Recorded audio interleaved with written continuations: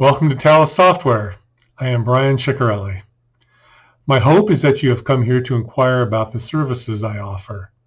Let me briefly tell you about those. I am a licensed professional engineer in software engineering in the state of North Carolina. From the 50,000-foot view, that means I have the authority to certify engineering plans that affect public safety, that I know software architecture and development, and that I know math and physics.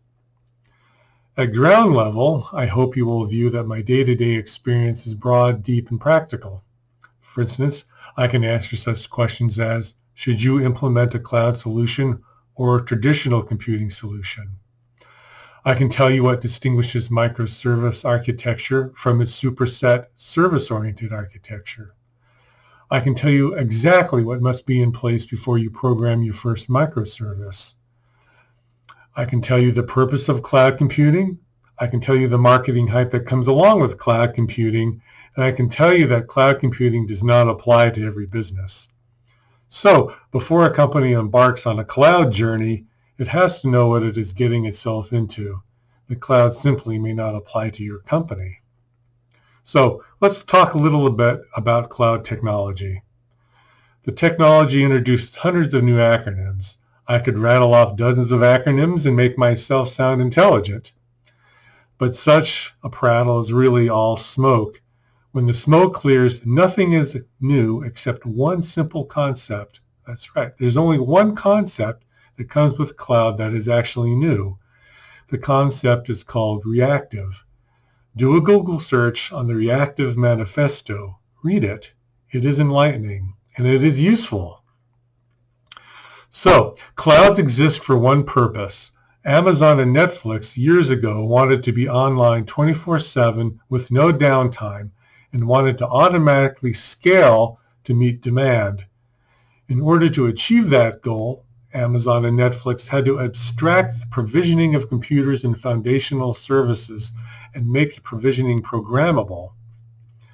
What the network administrator and DBA used to do manually, you can now do the same thing by writing a simple program. The architecture also requires that the application be busted up into small little apps such that if one app goes down, the whole system still operates gracefully, yet with the one functionality of that one app temporarily unavailable. The end goal is reactive systems like Netflix. Let's talk databases. When talking cloud, one does not hear much about traditional databases, sort as if those familiar relational databases no longer have a place. One does hear more of NoSQL databases. So are those traditional databases like Microsoft SQL Server and Postgres obsolete? No. RDBMSs still remain indispensable.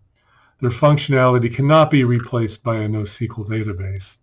So what does NoSQL mean, and what are those databases for? First of all, the name NoSQL is actually a misnomer. What people actually mean is non-relational. So every time you hear NoSQL, substitute the word non-relational. A NoSQL database is a database that does not have foreign keys. A NoSQL database is one where denormalization is normal. A NoSQL database usually does not support ACID transactions. So what does NoSQL databases address? NoSQL databases such as DynamoDB and Cassandra mainly spring up in order to speedily serve terabyte-sized stores of read-only data. Efficiently accessing huge volumes of read-only data is a weakness of RDBMSs. NoSQL databases are far more efficient. Also, RDBMSs do not model network structures well, like a network of traffic intersections or a neural network. These types of real-world constructs are better modeled by graph databases like Neptune. I am going to change the topic for a second, and then I'll conclude. I'll talk a little bit about programming languages. All the architecture that I just talked about is nothing without the programming languages that build them. While the Reactive Manifesto has changed architecture, Programming changes have changed little. A for loop is still a for loop, and if-then is still an if-then. First principles, engineering, logic, and math, these have not changed. If a developer is a poor coder, your dream of attaining a profitable architecture is over. To promote myself to these ends, I know Python, Java, C#, C++, C, and SQL. And because I have gray hair, I also know COBOL and Fortran, and I'll just leave it at that. I spent years coding in each of these languages.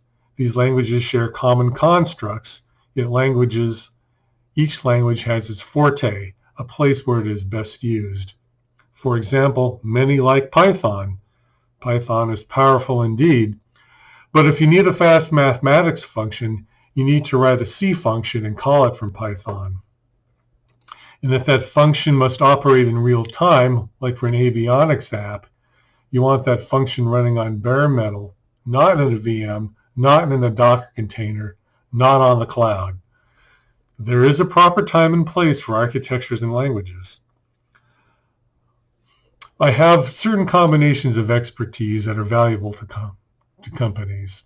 For example, I know both object and data modeling to the nth detail. I can design databases to mimic the OO model, yet program both sides such that the performance remains at maximum. I know both architecture and coding to successfully design and build any system you can imagine. I know development and operations to write installers like AWS Boto 3 provisioners. I am the kind of guy that writes CloudFormation.